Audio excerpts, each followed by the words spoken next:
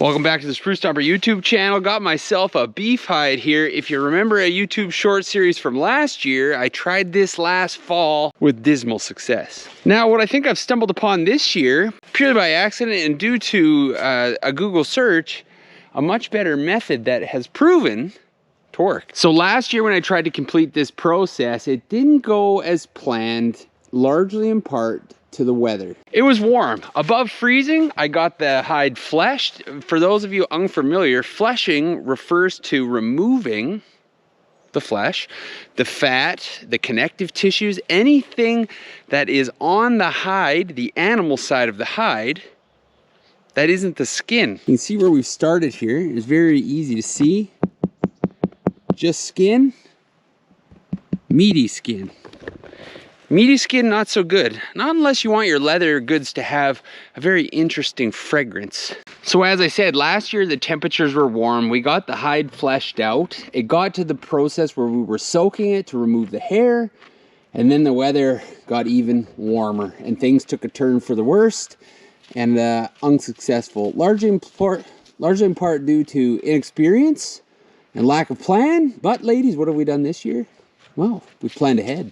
So what did I stumble across trying to search for information? Well, I put in the search topic, can you flesh a frozen hide? And what that fed back was tons and tons of people and inquiry. I love the internet. If there's something you want to learn how to do, there is a forum somewhere on the internet where somebody has already figured it out.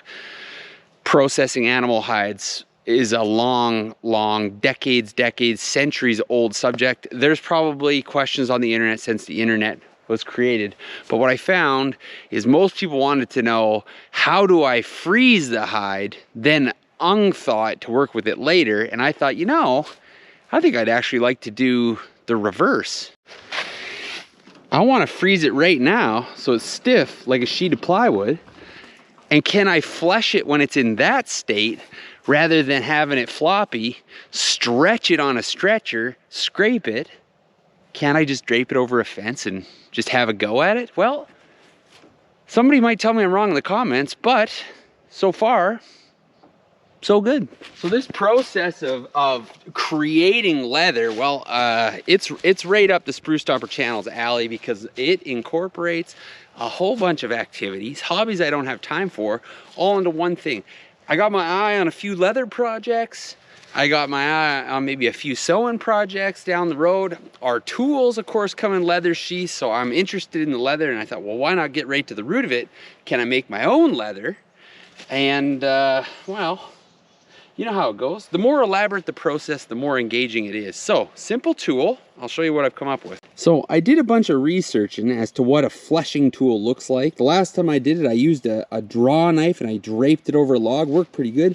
These, if you don't recognize these from a previous video where I peeled logs at the speed of light with an angle grinder, this is one of our peeling disc blades. Now, these ones are rejects. Occasionally I get a bum blade. So I thought, can I make a simple fleshing tool out of one of these blades?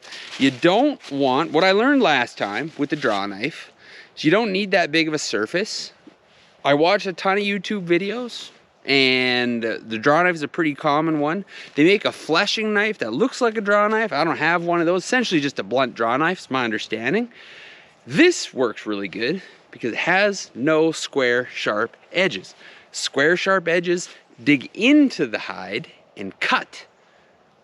And you don't want that. You want a nice smooth surface. So I'll show you how this works. It's got the tapered edge. I've just clamped it in a pair of vice grips. And well, the best part about this is, well, the tool so far, free. So if you're squeamish, I do apologize. The goats don't seem to mind. It just happened to be the fence that was closest at the ready. So using it, the bevel facing away from me, I've just been going, and actually using the corner has been working the best. Maybe you can hear that.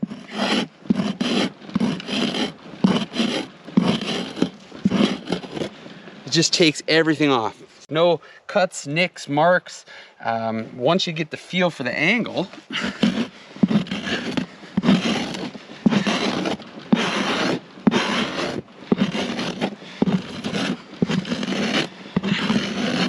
it just comes like butter. It just comes right off. If you do get a little nick, you just go over it a few more times, flattens it right out. And as you can see, with it being frozen in a big sheet, it's flat, so I don't really have to fight it, and it's not going everywhere, all floppy moppy. So that is what I know so far about fleshing a frozen animal hide. Working pretty good, weather cooperates. I can leave this on the fence overnight without having to worry about it. What is it gonna do? Get more frozen? The birds been helping me out. We got magpies and whiskey jacks and woodpeckers been over here helping. I'll take the collaboration anytime. I'm gonna finish fleshing the hide. It doesn't get much more exciting than what you just saw there. And this will be part one, I think, of maybe a multi-part short videos where we give a little update as to where we're at. I have decided to go with just some sage old wisdom.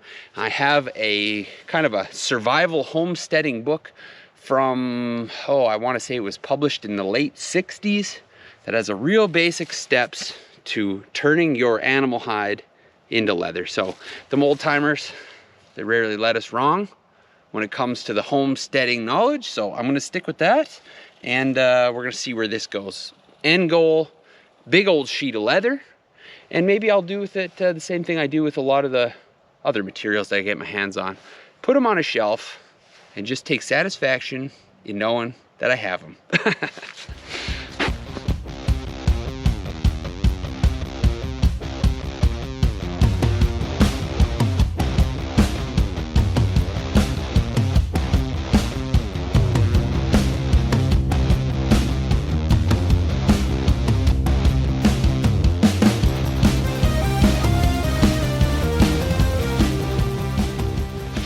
As you can see, that's gonna take more than a couple minutes. I'd say I'm about a quarter of the way done, but the better job you do, the less touching up you gotta do later for anything that you missed. I'll keep you up to speed on how it goes, but yeah, getting her fleshed out is the first step. And if you're doing Google searching, can you flesh a frozen hide? It would appear you can so far.